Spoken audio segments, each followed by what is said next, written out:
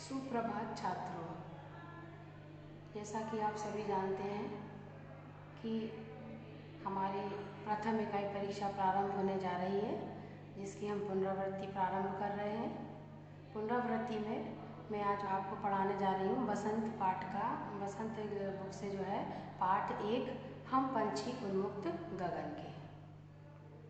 आपको याद होगा, कविता का नाम सुनते ही शरीर में एक अलग तरह की जो है खलबली मच जाती है, क्योंकि ये पाठ ही कुछ ऐसा है। यहाँ पर उस समय की ये रचना है जब हमारा देश जो है आज़ाद नहीं हुआ था।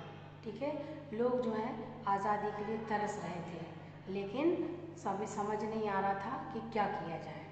तो यहाँ पर शिवमंगल सिंह सुमन जी की ये रचना अपने पूर्ण उत्साह के साथ यह प्रस्तुत करने जा रही है कि किस प्रकार से व्यक्ति अपने जीवन में स्वतंत्र रहना चाहता है। इस स्वतंत्रता को उन्होंने एक पंछी के माध्यम से व्यक्त किया है कि कोई भी पक्षी हो, अगर आपने उसको किसी पिंजरे में कैद कर दिया तो वो जो है अपने वहाँ पर सारी स्वतंत्रता भूल जाएगा, अपने उसके सुख, उसके आराम, जो भी वैभव विलास, वो सब कुछ भूल जाता है। वहाँ वो एक कैदी की तरह उस पिंजरे में सड़ता रहता है, मतलब मीन्स उसको वहाँ वो कोई चीज़ अच्छी नहीं लगती। ठीक है, तो आप देखते हैं इसी प्रकार से हम मनुष्यों का है। अगर आज़ादी नहीं मिली, हम दूसरों के शासन में जीवित रहे, तो हम कहीं ना कहीं से एक गुलाम जैसे बन के रह जाते हैं। तो कवि ने अपने हृदय के उद्गारों को यहाँ पर व्यक्त किया है, एक पंछी के माध्यम से बताया है कि व्यक्ति को अपने देश की या अपनी स्वयं की आज़ादी किस प्रकार चाहिए। तो अब हम पढ़ने जा रहे हैं। सुमन जी की रचना जो है बहुत ही सुंदर रचना है। हम पंछी उन्मुक्त गगन के, हम पंछी उन्मुक्त गगन के, पिंजर बंद न गा पाएंगे, कनक तीलियों से टकरा कर पुलकित पंख टूट जाएंगे। कवि ने यहाँ कहा है कि पंछी कह रहे हैं कि हम पंछी खुले आसमान में उड़ने वाले हैं। हम जो है कैसे हैं, स्वतंत्र आसमान में, खुले आकाश में उड़ने वाले हैं। हमें किसी की जो है दखलंदाजी बिल्कुल भी पसंद नहीं है। अगर आपने हमें इस पिंजरे में बंद कर दिया तो वो उनका कहना है कि इस पिंजरे में हमारे जो है, उन्होंने कहा है कि ये जो आपका पिंजरा कैसा है, भले ही वो सोने की सलाखाओं का क्यों ना हो, सलाखाएँ मतलब तीलियाँ जो उसमें डंडियाँ होती हैं, तो उनका कहना है कि ये पिंजरा भले ही, मान लीजिए ये आपका छोटा सा पिंजरा है,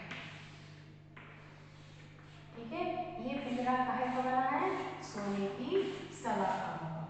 ये अगर सोने की ये सलाखाएँ हैं तो पंछी का कहना है कि वो जो है इसमें इस तरह से वो आज़ादी से उड़ नहीं पाएगा। ठीक है ना, वो उड़ नहीं पाएगा। यहाँ पर आके इन सोने की सलाखाओं से, कनक मतलब सोना, तीलियों मतलब ये सलाखाएँ, तो इन तीलियों से जब वो पिंजरे में घूमने की कोशिश करेगा तो टकरा कर उसके जो नाजुक से कोमल से पंख हैं वो सारे टूट जाएंगे, तो वो उड़ नहीं पाएगा, उसके सारे अरमान वहीं ध्वस्त हो जाएंगे। आगे उसने कहा कि हम बहता जल पीने वाले मर जाएंगे भूखे प्यासे, कहीं भली है कटुक निबोरी कनक कटोरी की मैदा से। कवि ने कहा है कि पंछी कह रहे हैं कि हम तो नदियों का, बहती हुई नदियों का पानी पीने वाले हैं। हमको आपकी कटोरी में रखी, वो जो पिंजरे में आपने पानी रख दिया एक बर्तन में, वो पानी में हमारी संतुष्टि नहीं होती है। तो यहाँ वो पंछी कह रहा है कि हम लोग तो जो है नदियों का, बहती हुई नदियों का जल पीने वाले हैं। ठीक है, मर जाएंगे भूखे प्यासे, हम आपके इस पिंजरे में जो है भूख और प्यास से मर जाएंगे।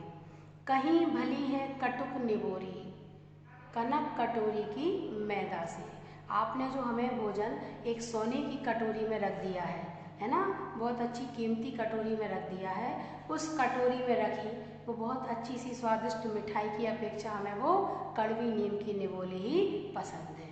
हम नीम के पेड़ पर बैठ के वो निवोली खाना पसंद करते हैं, लेकिन हमें आपकी वो परतंत्रता की मिठाई बिल्कुल भी अच्छी नहीं लगती।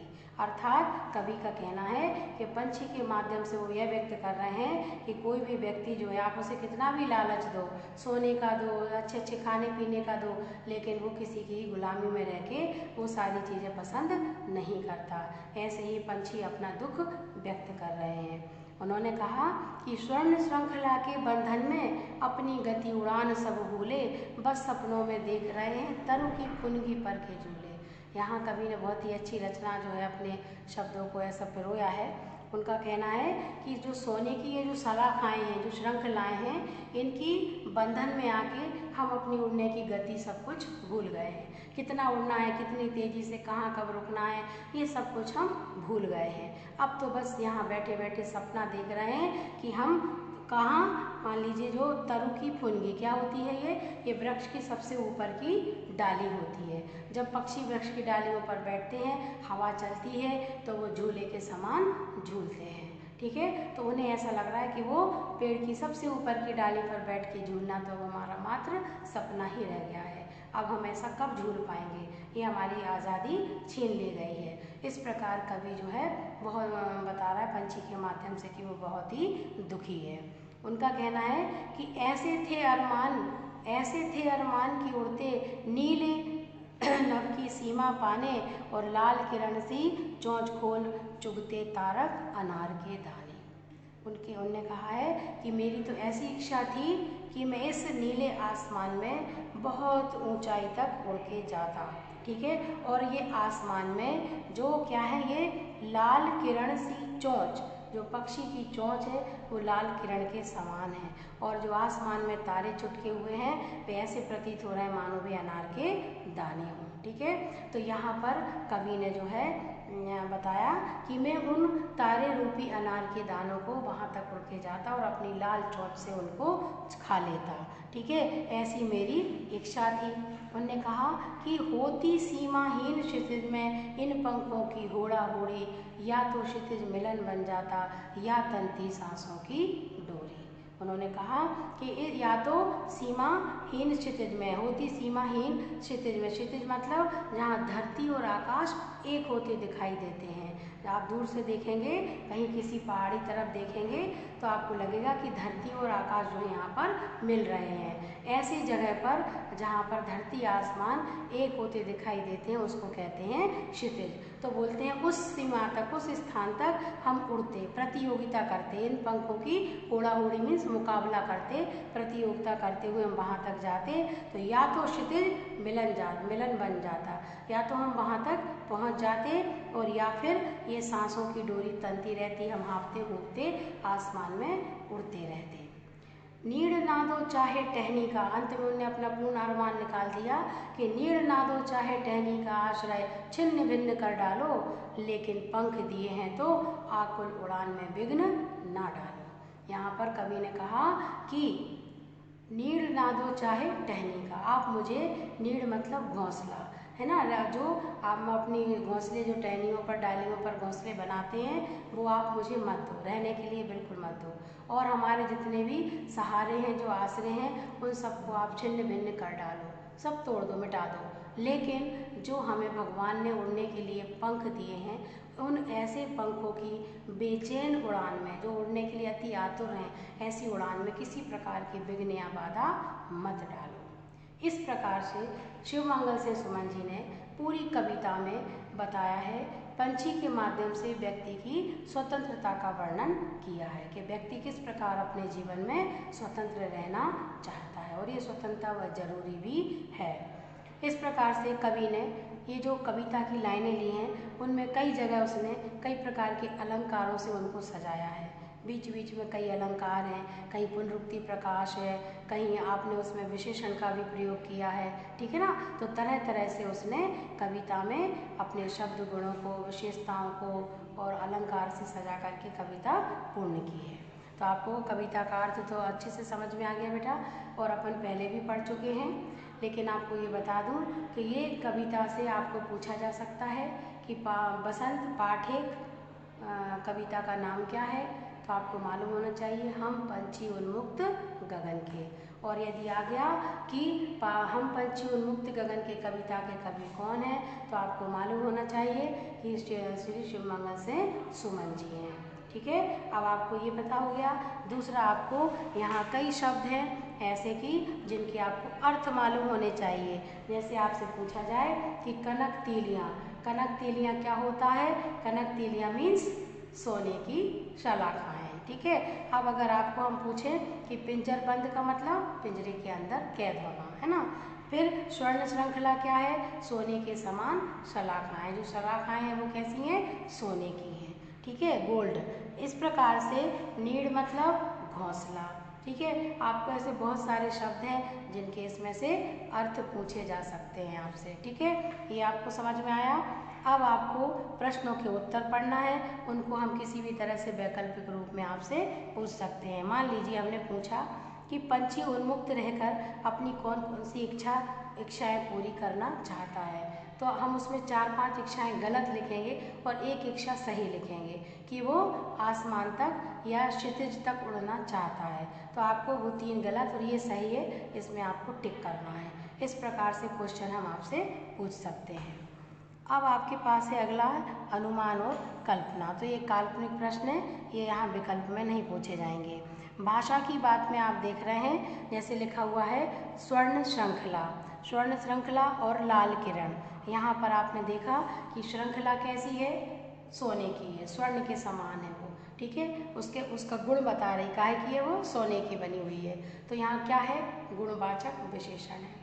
ठीक है, आप उसमें जब उसका विशेष्य लिखते हैं, वो काव्य सौंदर्य लिखते हैं, तब आप वहाँ बताएंगे कि ये क्या है?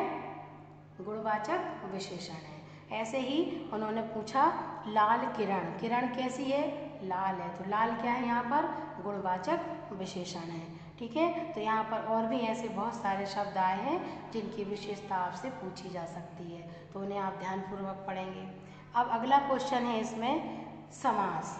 एक यहाँ द्वंद्व समास का उदाहरण दिया है, जो मैं आपको कम शब्दों में पूरा करूँगी। तो आपको मालूम होना है कि द्वंद्व समास की विशेषता होती है कि उसमें 2 पद होते हैं और दोनों पद प्रधान होते हैं, दोनों का उतना ही बराबर महत्व होता है। ठीक है ना। तो जैसे कि हमने आप देखा, यहाँ पर आप देखेंगे माता डैश पिता।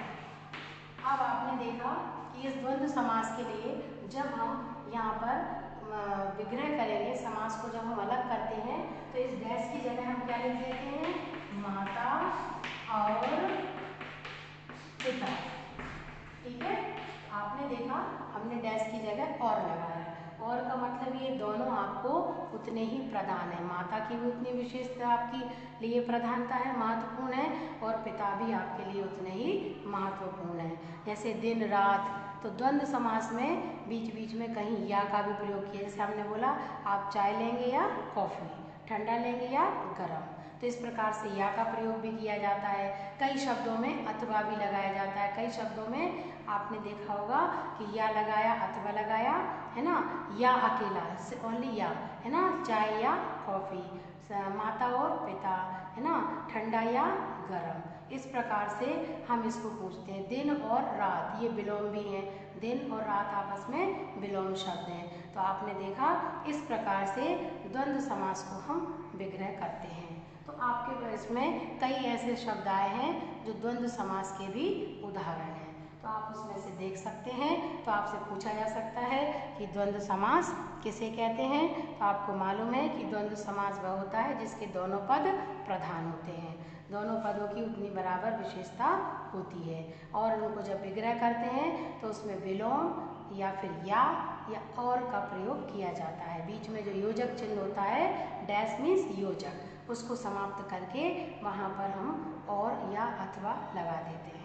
इस प्रकार से आपके पाठ में यहाँ पर लिखा है भूखे प्यासे, है ना, तो भूखे प्यासे जो है द्वंद्व समास का उदाहरण है। आपको इस बात से समझना है, और इसी प्रकार के पाठ में से और भी उदाहरण निकाल के आपको द्वंद्व समास तैयार करना। हम पूछ सकते हैं कि भूखे प्यासे लिख दिया और लिखा कि ये कौन से समास का उदाहरण है, या हमने 2-3 उदाहरण लिख दिए, इसमें कौन सा समास है, तो आपको ये द्वंद्व समास अच्छे से मालूम होना चाहिए।